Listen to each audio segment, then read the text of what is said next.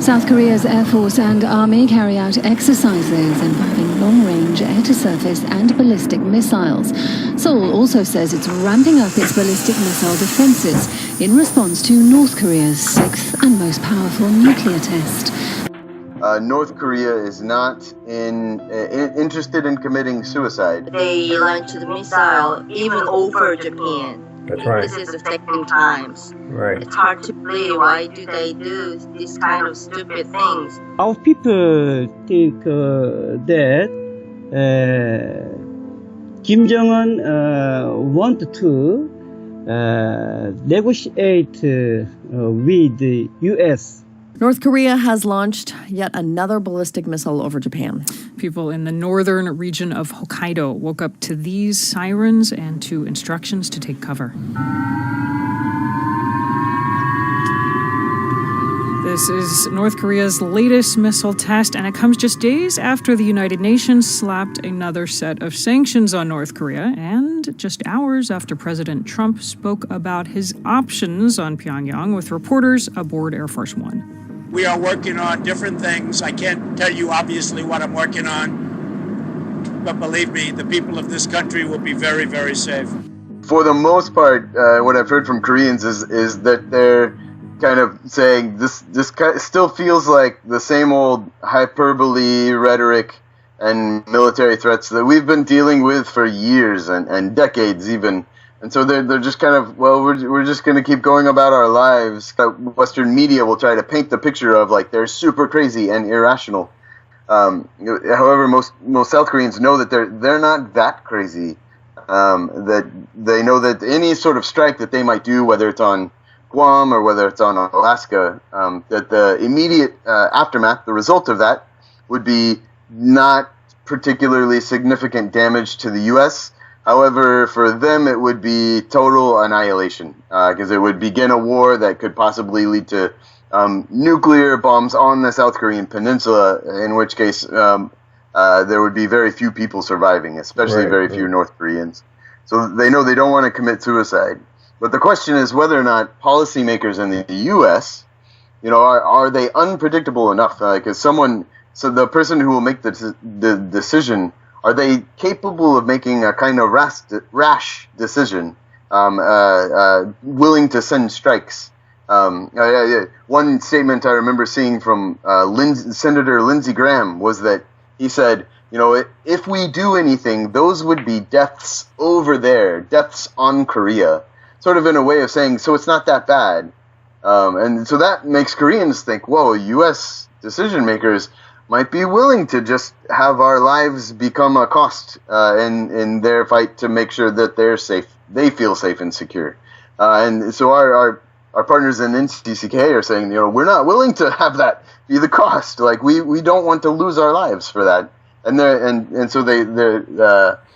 so for example, when the Fire and Fury comments came out, they sent an emergency letter to President Moon to say, please now push for dialogue and try to make sure that to make sure the conflict is not solved by the military. We should always take North Korea seriously. It's an authoritarian state led by a man who is brutal and authoritarian in his instincts and clearly dealing with some very dangerous weapons. That having been said, the regime is rational, and one hopes other actors, including Donald Trump, are similarly rational and recognize that nobody would gain from military action. It would be catastrophic for all sides, and ultimately it would lead to the destruction of North Korea. That fact, I think, should provide public opinion with some reassurance that we're not on the point, I think, of World War III. The risk in all of this is the risk of unanticipated escalation as this pattern of verbal brinkmanship continues, and both sides, particularly in Washington and Pyongyang, try to, if you like, have the final word. The world has never seen. Sometimes I feel American government, Trump governments want to do something through war, I guess. So I'm worrying about Trump government. Right. North Korean peoples and South Korean people, we say that we need a reunification. Right. This is for over 70 years. Mm-hmm. But when we see the governments of both countries, North Korean governments and South Korean governments, I wonder, they really want to do reunification. Kim Jong-un want to negotiate with the U.S. All right. Okay. He wants to negotiate with the United States. Yes, United States. But United States don't negotiate yet. As North Korea pushes ahead with its missile tests, one expert warns that world powers should not only be considering sanctions against Pyongyang, but also dialogue before things get out of hand. The National Council of Churches in Korea, that their consistent message is that the only thing that will solve this conflict is dialogue. I mean, since the Korean War, there has been constant hostile threats and military threats. So even at times when there's been dialogue, the hostile threats and military have never actually stopped. They've been a part of the diplomacy. And so what they're saying is, if you want to change it, switch it to only diplomacy and pull back the military threats. Japan and North Korea, and also Japan's government want to keep their troops in using their army power. Right. Right. So that's what I'm saying. North Korea is very stupid. They just gave a chance to use Japanese army power. As the NCCK continues its peace treaty campaign, reaching out to international church partners to say, please be talking to your representatives. And if you see that something's coming up in Congress, or if you see that someone's getting ready to make a decision, call in and email in and tell them that there are people, Christians in Korea, who are saying, we've got to solve this through dialogue. And the NCCK is saying, the only real chance for peace or resolving the conflict is to end the state of war. To sign a peace treaty that ends the technical state of war, so that it gives North Korea a better sense, something more that they can trust, to say that some new president isn't going to step into the U.S. presidency and then suddenly decide that they need to launch a preemptive attack in order to change out the regime because they've decided that this line is apparently too far to cross, and that they need to launch strikes.